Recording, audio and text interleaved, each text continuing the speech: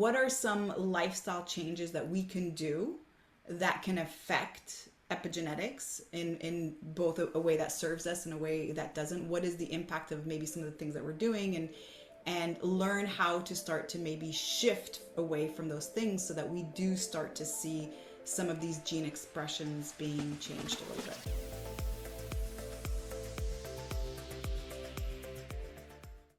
Hi, Valentina. Welcome to the show. Hi, Sherry. Thank you so much for having me. So excited to be here and talk with you.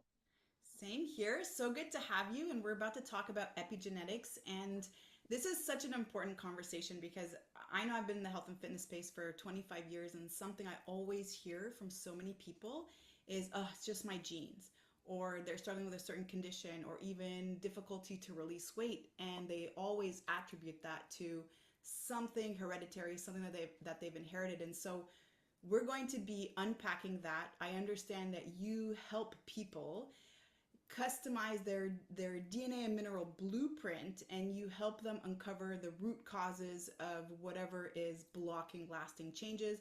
I know that you have a story of your own and you've gone through a lot of struggle in your life, and it's always the case. We always go through certain things that brings us to the place of supporting people towards their transformation. And so I'm super excited to first of all introduce you and hear a little bit more about your story before we jump into the topic of epigenetics. So Valentina, how did you get into epigenetics to begin with? Well, that is a big answer. How can I condense it is always how I feel when I start to answer this No question. need to. So Go for it, girl. I don't go.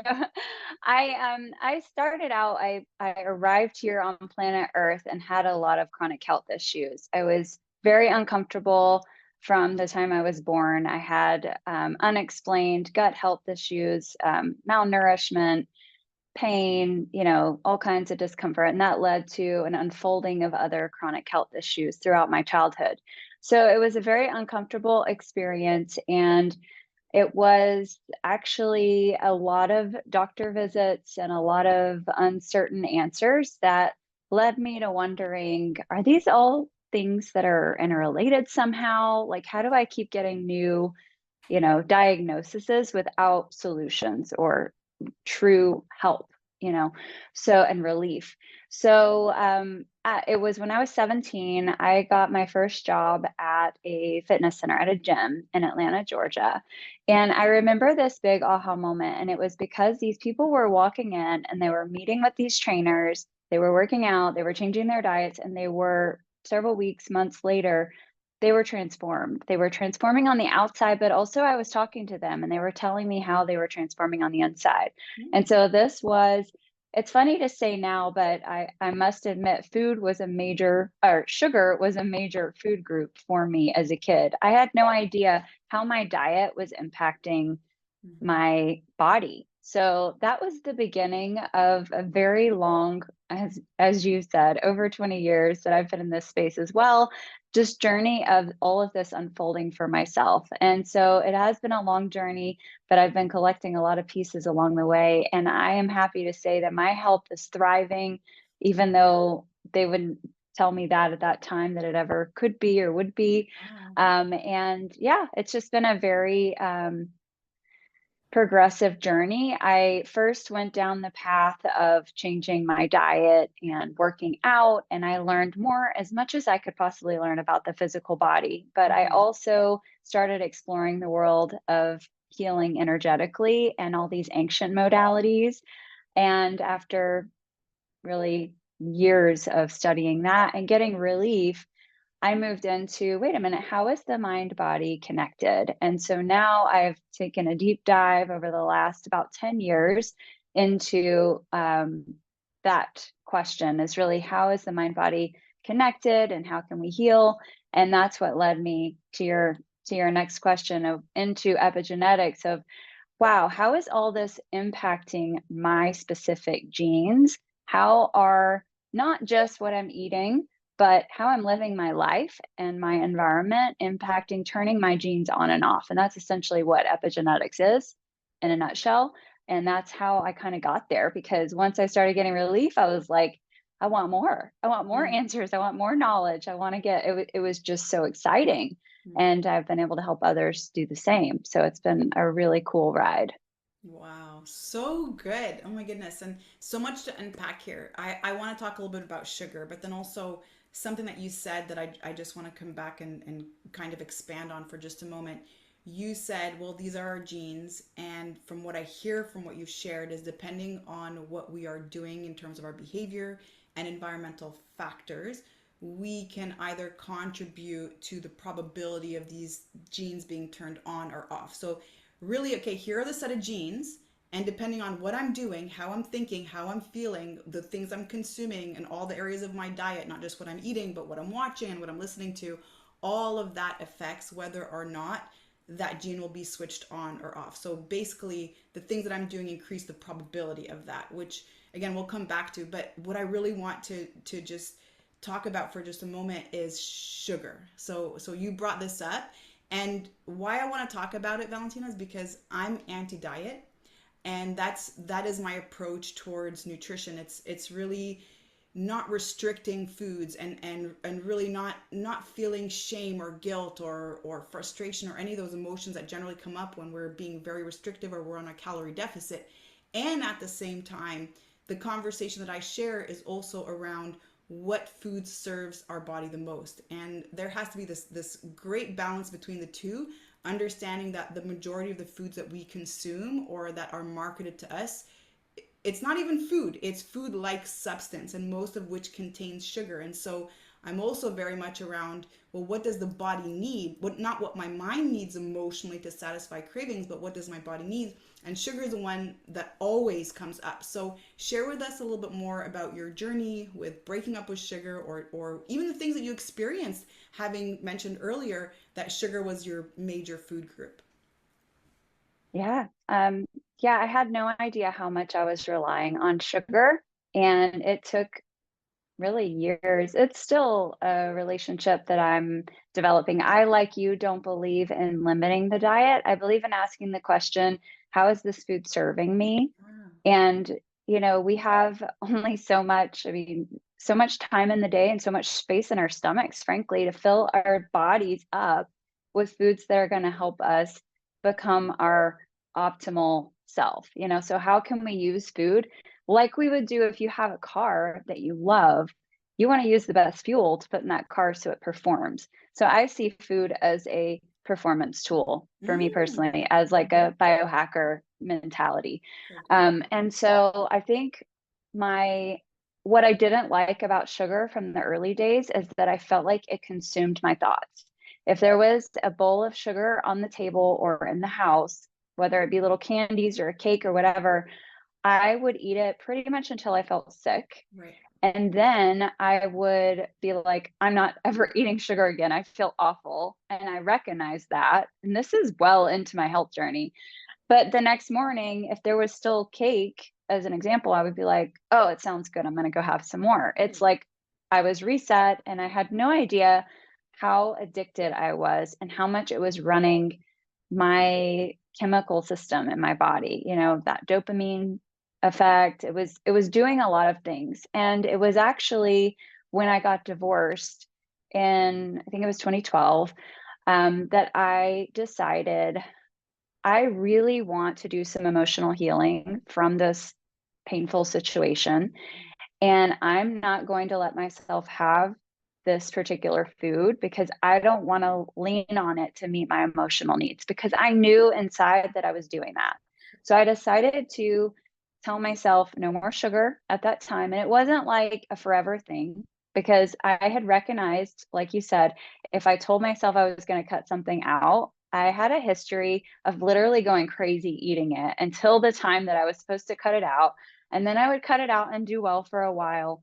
And then I would go back to like binge eating that particular quote unquote bad food, whatever I had called it. So I had this knowledge that, yeah, that if I was going to limit something, it was not going to be like a pretty or productive process for me. But from this angle I had never approached before, which was like, I'm just going to give myself space to feel what I'm going to feel without masking it with sugar Mhm. or anything else. If it's pizza, pizza was a comforting food. It was something we ate every Friday night as a fan, it's kind of that, I'm like, I'm just going to cut those foods out right now and I'm going to replace them with activities that actually do nourish me, whether that be a walk. So I made a list of things that made me feel good. They're very simple. I call them joy lists. Mm. And it was getting out in the sun for 10 minutes, taking a walk, taking a bath, drinking a glass of water. They're really like simple things, but I could feel a difference. Working out, dancing, listening to a song I love. They're very simple things.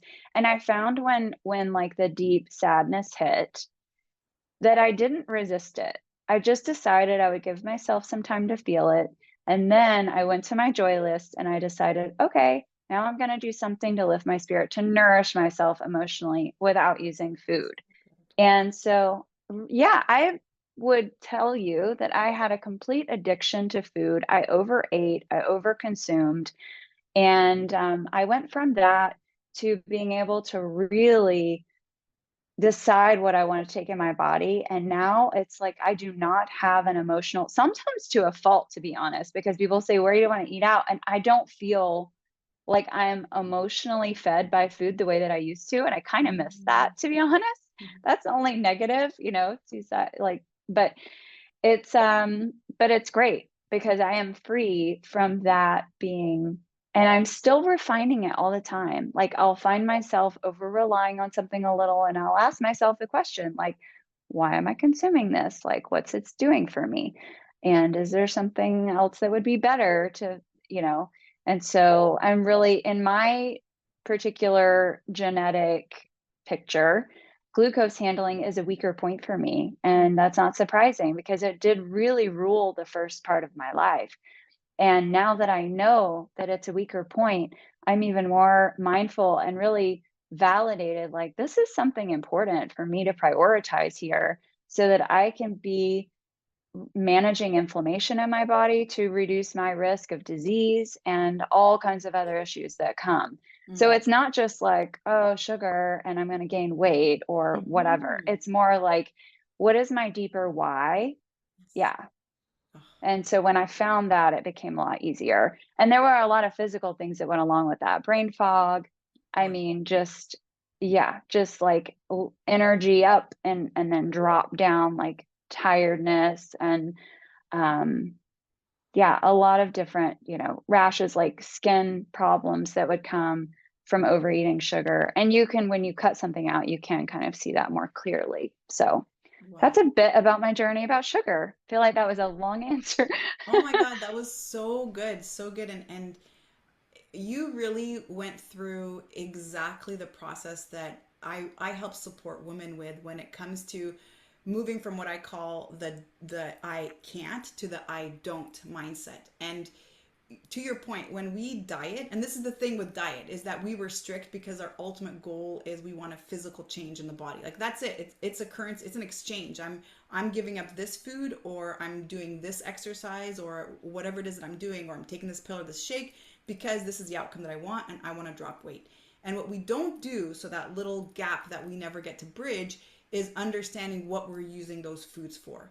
If there's a person struggling with weight, or if there's a person struggling with any food addiction, as they call it, it's not that they're actually struggling with the food part. What they're actually struggling with is the coping mechanism. It's finding a way to feel all the emotions that you just talked about, and giving ourselves full permission to feel them, to not rely on something else externally to actually cope with them. And that's what I heard you say too. That was the part that you missed. It was the coping mechanism. It was your best friend, and it did support you through a very, very important part of your life. And I'm sure for many experiences that were hard to manage, where you had a lot of dysregulated emotions, you had to turn to food as a coping mechanism. And we're talking about food right now, but that's just one vehicle that we use to cope with. It could be drugs, it could be alcohol, it could be smoking, it could even be shopping, it could be anything that gives us that dopamine reward.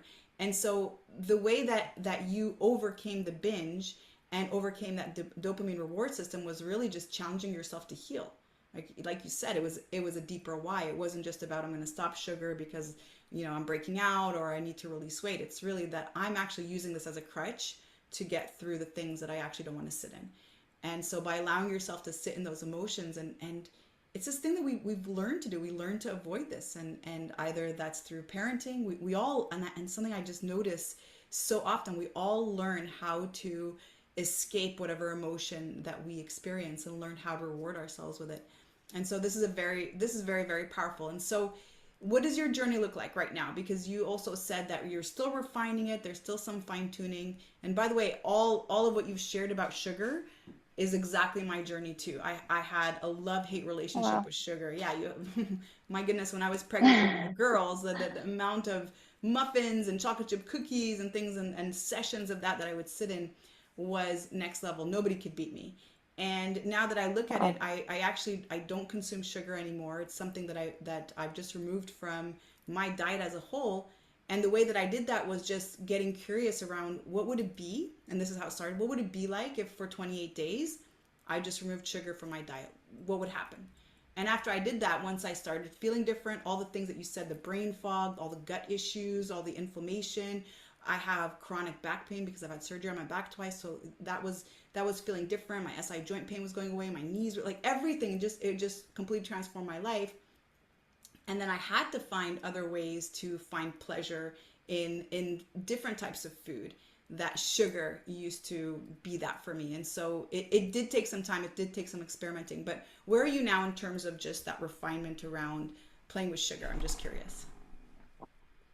Okay, that's a good question. So I would say that it's a constant refinement because sugar is a very large category, Yeah. and we can put into that category anything that has a sugar effect in the processing in the body. So that would be any kind of simple carbohydrate, or even just, you know, even a sweet potato or anything like that. So it's more just checking in with myself now if I'm feeling particularly emotional, going for, instead of having something to lift me food wise, I'm going to go for a quick breathwork session or Mm, an emotional freedom technique session. So, again, like you said, having tools in my toolbox that I can process whatever's surfacing instead of using food, obviously, is still a process. But it's one that I feel like I'm very aware of, thankfully. It's been a long journey, but now I would say it's more about like using something like coconut sugar. Like I mm-hmm. love the Hue chocolate bars. If I want chocolate, because there's 4 ingredients in those Hue chocolate Perfect. bars. It's like, yeah, it's so clean. So if you're going to have a sweet treat, if you want some chocolate, that's a great option because it's so clean and it's not going to spike the sugar the same way. Or I love what the glucose goddess talks about. It's like pairing your foods properly so that you don't get that sugar spike. So Right. even if you do have something sweet, you're not going to have that spike up and then that drop down. And then obviously, like making sure if I am going to have something, I'm not doing it before bed because now I have my aura ring and I'm seeing how that affects my sleep. So And good. so it's just really taking my awareness to the next level and playing with it because, again, the goal, and you have to keep the goal in mind, whatever the goal is to optimize my health. Like to me, that doesn't just mean the way I look. That means the way I'm aging, the way I'm feeling, the way I'm thinking, my capacity to learn and to share what I'm learning. So it's all that intertwined. I think just keep like strengthening my vision for what I want and where I'm going, and then working backwards from there. Like, okay, every decision I make is a part of me working either towards that or away from that. So am I making decisions to help me get there or to work against there? And I think that those tiny decisions really add up. Those Mhm. habits are what create our lives, you know? So yeah, so it's, you know, using monk fruit or Right. coconut sugar, Right. as opposed to something, or, you know, I love honey because of all the nutrient benefits, but I'm only going to have that on a food, perhaps not like, you know, straight into a coffee where I'm just drinking it. It's like Mm. straight into the blood, you know, but yeah, it's just being aware of that. So I think awareness, just learning more and more awareness. And the great thing about science is we just can learn new things all the time. So it never ends. Yeah. Yeah, this is so good. So I think this is the perfect time to get back into our conversation around epigenetics. And so maybe again, Valentina, just from your perspective, we can talk about what is epigenetics And what are some lifestyle changes that we can do that can affect epigenetics in both a way that serves us and a way that doesn't? What is the impact of maybe some of the things that we're doing, and learn how to start to maybe shift away from those things so that we do start to see some of these gene expressions being changed a little bit. Yeah. So again, epigenetics is really the study of how our genes are impacted by our environment, and our environment being defined by anything that we're surrounding ourselves with or taking in or on our bodies, any experience that is impacting us. So that would pretty much be everything. And so the way that we can optimize our genes expression fundamentally is by checking those boxes that you might think of in being healthy. So moving our bodies, are you walking? These are fundamental things. Like, are you moving your body enough each day so that your body can be healthy? Are you moving toxins out of your body each day so that your cells can have the most chance of being healthy as well? Are you taking in foods that are nourishing your body and getting your mineral levels met? It's harder these days than it ever was before because the soil is depleted by how we grow our fruits and vegetables. So we have to do a little bit more work on how and be a little bit more strategic on what we're eating and making sure it is packed with nutrients. And some other things are optimizing our sleep. We've got these devices. So are we turning our devices off in enough time before we go to bed, or are we going to bed wound up and with that part of our brain that says it's still daytime and I'm still needing to run around and be crazy busy, and so are we helping ourselves calm down and tapping into the circadian rhythm and really maximizing how nature supports our body in that rhythmic pattern so that we can have all the other, we've got to repair so that we can function. Um, I mean, another big one is water quality. Are we taking in more toxins with the amount of water that we're taking in, or is it? So these are some things that probably a lot of your followers already know, but they are very important and they all add up to be major things when it comes to how our genes express themselves. And one of the biggest ones that we feel many times is out of our control is our stress. Mm. So our stress, yeah. So if all of those other things are in place and then something really, heavy or stressful happens, or just in general, we're in a stressful chapter of our lives, if that's going on, then how are we managing our stress effectively so that we can really help our bodies process? Because what happens when we're pumping all that cortisol through the body, it can become a toxic environment, and our bodies need help to process all of that. So if we're doing all those other things and then we have a stressful event happen in our lives, whether it be health related, emotional related, completely out of our control, like on a world scale, there's a lot of that going on. So whatever level it's happening and however it impacts us, we'll have the tools within our body, even on like a cellular level, to manage that easier than if we are eating through quick and easy through the drive through and not moving our bodies and not prioritizing our sleep and drinking tap water or bottled water that has been sitting in the hot trucks and has the plastic Right. leaching into it. So it's just being aware of how those little things all add up to a greater picture. Yeah, so good, so good. And you're right, all the things that you shared are the basic things that we always hear about. And yet again, when we're always looking to make transformations around our physical body, we're looking to cut calories, and should I cut out fats, and should I cut out carbs, and how much more should I move and exercise, and we're never really looking at sleep and the quality of our sleep, more importantly, or even the quality of our water, and how that actually also affects our health, and how can we flush out toxins, cortisol being included. How can we start to actually shift our nervous system so that we're more in that rest and digest, we're more in parasympathetic or safety mode, as I call it. So these are really important things. And again, coming back to that statement that I was saying when we first started talking, a lot of us have these limiting beliefs that certain things are passed down or certain things are inherited. So my mother had high cholesterol, so I have high cholesterol. Or, my it runs in my family that we all have diabetes, and so this is just going to be a natural thing that I have to watch out for, and most likely it'll end up happening to me. So what are your thoughts around that? How can we, if we know that we have a certain family history in a particular disease or maybe condition, what can we do to actually interrupt that? Is there a way that we can actually make lifestyle changes to maybe make sure that sort of transgenerational disease doesn't get passed down even to the next following generations? Yes, I 100% think the answer is yes, because there's such I recently posted a quote that like 90 something percent of all disease is preventable.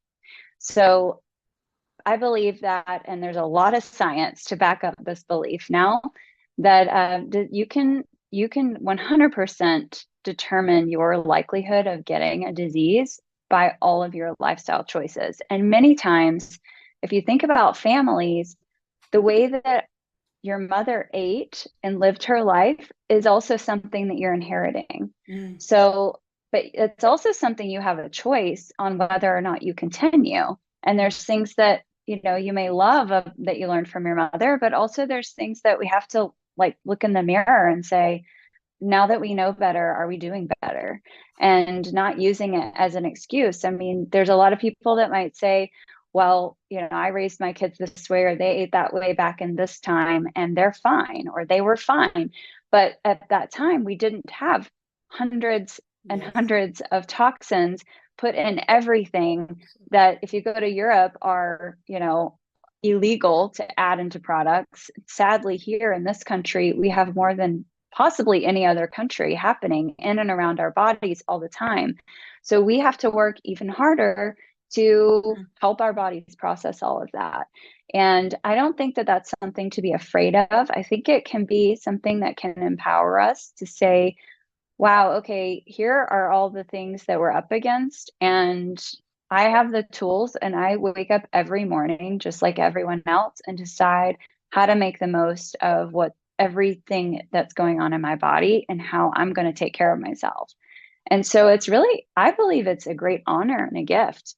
When mhm, I go work out, I feel honored that my body moves. There are times I had a concussion back in 2023 mm. that I couldn't be on my feet for more than like 15 minutes at a time without feeling a tension headache and dizziness. And I thought, our health, like we all have, things that we could complain about, but the fact that we're living and breathing and that we have this day to make different choices, we are in a power position. So good. And this is not the end of our stories. And so, yes, it is scary to know all the things that are out there that could like doom and gloom come down upon us at any moment. But as I tell my kids, fearing them doesn't make them any more or less likely to happen.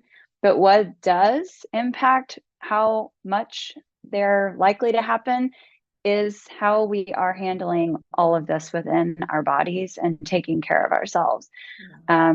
Yeah, and as I said, when we know better, we can do better, and so we just can check all the boxes as much as we can and not stress ourselves, because obviously that's working against ourselves from the inside out to feel stressed, but to say, okay, this week I'm going to focus on drinking the water that I know I need to drink. Like, how can we do it as a self-care act, a self-love act, Yes. and see what happens? Be curious and see what can happen just from one little change.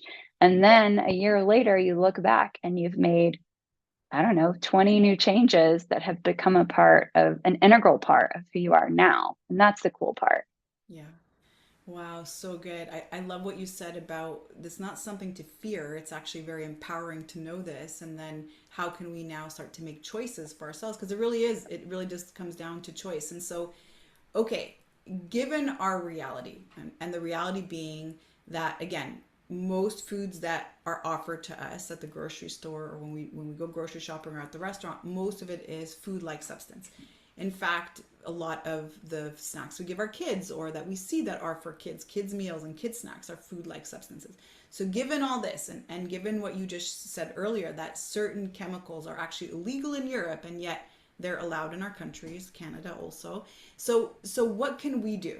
And let's say we are on a budget, and maybe we don't have access to certain foods, or to be able to maybe invest in organic foods, or certain things, or maybe farm fresh foods. What is a simple step that we can all take to empower us given our capabilities at the moment? Yeah. So I had a chapter in my life where, I had a lot of financial support, and I had a lot of healing, like doctors, natural doctors, and support around me to help me with my own health journey as well as my children's health journey. They faced some problems as well. And as I was navigating that, I was really blessed to have that support. And then after going through my divorce and right after the recession, I was in a situation where I had like nothing. I Mm, lost everything. And so I was very challenged at that time. How can I uphold the same standard when I had been going to Whole Foods and spending more than what some families spend in a month on groceries for a week or whatever? I was so abundant, and then I wasn't. And so I love this question because there are, I think always in your mind, there are always ways to, you do not have to spend a ton of money. There are a lot of ways to optimize your health that are free. The sunshine is being one of them. Think mm, of think of it, fundamental needs: fresh air, fresh water, sunshine. Think of a plant. We're like a plant, channel your inner plant. And so if those three things are happening, and then you're getting good quality sleep, you're doing, and you're moving, those are all really wonderful things. So you need to give yourself credit mm, for the fact that those are all free, and they're all doing incredibly powerful things in the body. And then when it comes to diet and nutrition, I don't even like the word diet, as you said, but nutrition, what we feed ourselves, um, focus on as they say, the outer lying part of the grocery store, right? The foods that are not packaged, except for one food group that is packaged that I heavily relied on, and that was frozen foods, because frozen foods actually have a higher nutrient value than fresh foods, mm, because the longer that they're picked, and then they send them on a truck or a plane or whatever, miles and thousands of miles away, unless we're buying from fresh farms, um, which is another option, by the way, co-ops and farmers markets. It's a great option and a great way to increase your nutrients in smaller amounts of food. But the frozen food option is that it's flash frozen, not fried, frozen, to be able to maintain all the nutrients in there. And it's super affordable. I usually can buy the organic version for not that much more right. of the frozen food. So making soups and making smoothies and making, even I used to eat eggs with frozen berries in the morning, and they're Mm. so good, like as they melt and Oh, you can wow. eat them. I mean, that was one of my go-to meals back in those days. I was just thinking about that this morning, like I want some frozen berries. They're really yummy. Sprinkle them with some hemp seeds, or to get some more protein. It's just thinking about nut butters are great. Just what could you eat that is as close to natural as possible. I personally love beans, which you can get dried and you can turn those into soups. That's a great, food for a lot of people. Depends on your gene type, actually, but if you can break those down well. But yeah, those are some ideas. And then I would say, just buying local as much as possible, finding people, maybe people want to trade with you, Mhm. farmers, local farmers. These are people, and they want to keep their livelihood alive and well. And so, how can we work together? So So, good. I think those are some ways that I handled that Yeah. challenge and still do. Yeah. Yeah. So powerful. And you're so right about the frozen veggies, and I tend to lean on frozen veggies too, and put them in my stir fries. They never just go bad in my fridge. There's always variety. There's tons of things to choose from. You're right. The organic option doesn't cost that much. And I shop off of Amazon for my legumes for beans, and it's non-GMO and it's organic, and it just costs a couple bucks more. And then, that makes several meals for me. So it's like a $10 bag and $10 Canadian, and I can make several meals out of that. And so there are ways to do it, and I love what you said, and I love how you broke this down to that simplicity, like sunlight and fresh air and just moving your body, and starting there and then slowly layering on those other habits. And so that was very, very beautiful. I love this conversation, Valentina. And I'm curious, Thank you. Me I too. know I know you help people through their genetic testing, and just to figure out their genes to help them create a protocol. So maybe you can just walk us through that quickly, and then we'll also go through how people can connect with you to get some support if they're looking for that. Sure, yeah, it's a wonderful way to be able to not only optimize our health, but also address and even reverse chronic health issues through gene testing. So the genetic testing that I offer is advanced and it's highly secure. And I test over 500 genes, which is really unique for the genetic, epigenetic space. And that's really cool because you're able to see your whole health picture in over 50 categories to see how your body in every way is each system is impacting each other. And I break that down into a report. So it's like a beautiful process to understanding yourself. It's something you test one time and you have for your whole life. So it's very insightful. And I pair that personally with mineral testing Mm-hmm. because your genes are like the cards you're dealt, they never change. Your minerals are, we use the hair, is like a snapshot of where you are right now, how your body's needs are getting met, if they are, if there's imbalances, toxicity, your metabolism, and all of that. So we're able to dig in and balance the minerals through custom blends that I create for people specifically. And then I also offer hormone testing to balance hormones. I offer, as I said, custom supplements and protocols. And then, of course, I integrate all of the modalities that I've been learning throughout my over 20 years of being in this space.